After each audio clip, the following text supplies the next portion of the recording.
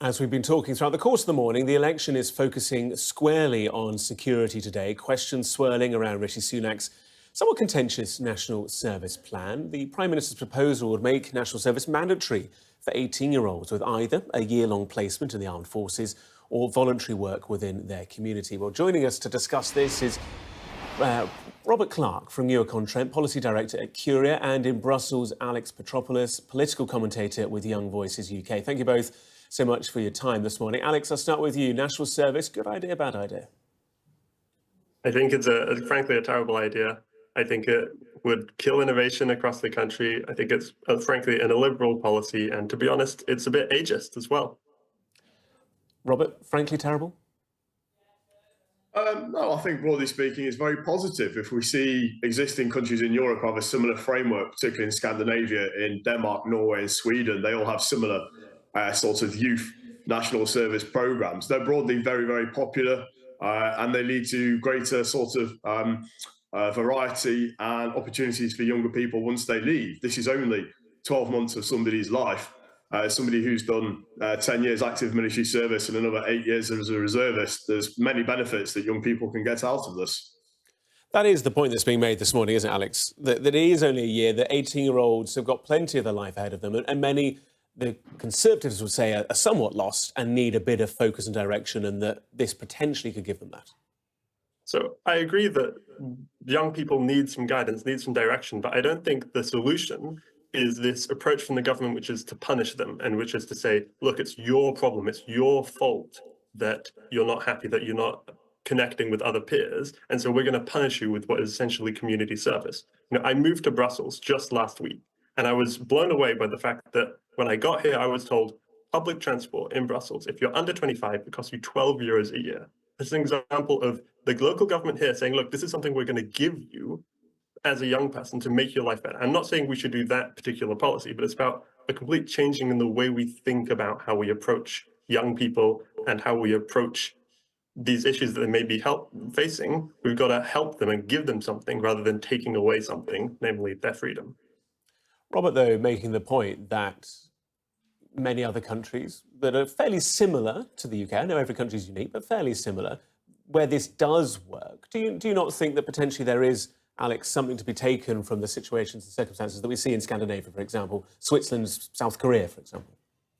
Yeah, but I think the point we have to really make is the fact that while these countries have this national service, they also have a completely different system that approaches young people differently. There's this social contract that says, you're going to do this one thing, but we're going to give you something in return. And the fact of the matter is that over the last 12, 15, to be honest, even more 20 years, young people have had more and more taken away from them. Look at house prices, look at cost of living prices, look at COVID, which took multiple years away from young people's lives to protect elderly people. The entire British state is set up at the moment to keep taking away and away and away from young people. It's got to be a two-way street. If we want to have something like these other countries, we can't just look at that one policy they have where they have national service. We have to look at the whole picture with what they're giving and what they're taking. Robert, your thoughts? Well, I kind of see Alex's points, but I think they're rather myopic and parochial, really. I'm at the tail end of this generation. I was a homeowner in the UK in my late 20s after military service. I did a postgraduate degree through COVID, and I'm doing relatively fine. So I think it's how one views an outlook on life in general and how they approach opportunities. This isn't a means of punishment. The Home Secretary, James Cleverly, yesterday very succinctly put it that this is an opportunity to both invest and reinvest into our younger people who are incredibly dynamic, incredible energy, to meet modern solutions, to have modern solutions to modern problems, which we can see with social disenfranchisement. We can see that across our streets every Saturday with marches. And we can see the fact that we need a more resilient society for the future security problems which we are facing. Alex, you're shaking your head. Well, he used the word opportunity, and I just can't reconcile the word opportunity with the word compulsory. And that's what this is. This is compulsory national service. This is forcing young people to spend 12 weekends of their year working for the government for free. I don't want to use the word slavery, but it is approaching that. It is the equivalent of the punishment we use for civil offences. So I don't see how you can say this is a great opportunity for young people, how you can spin this as something we're giving them, when at the end of the day, what this is doing, this is taking something away. And this is taking away young people's free time. It's about the only thing they have left that the government haven't taken away. Not just this government, governments before. Like I said, houses, like I said, cost of living.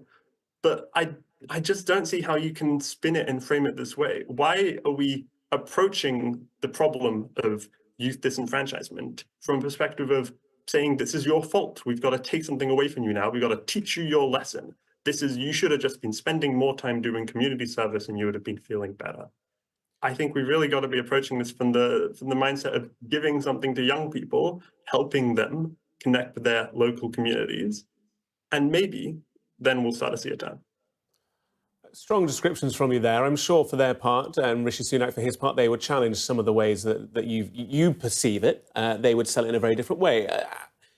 Robert, I'm also interested, though, in some of the criticism of this policy from military voices saying that there's not enough funding, that actually potentially these 30,000 young people, these places being proposed by the government, would actually create a drain to some degree on the armed forces as it currently is.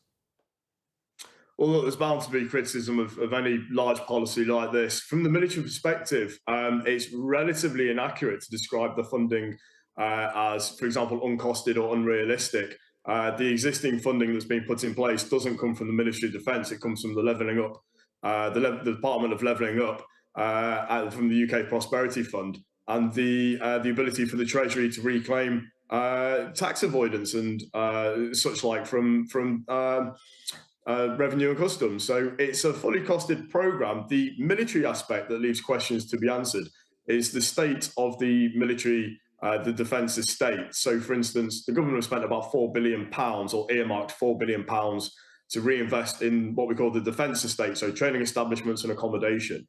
That really needs to be completed, really, before we can start to put up to 30,000 18-year-olds into some form of full-time scheme, which leaves questions to be answered.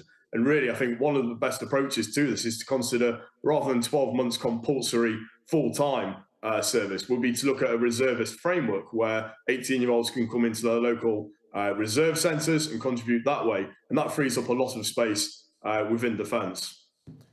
Robert Clark, Policy Director at Curia, Alex Petropoulos, political commentator with Young Voices UK. Appreciate your time this morning. Thank you both. Thank you. Thank you.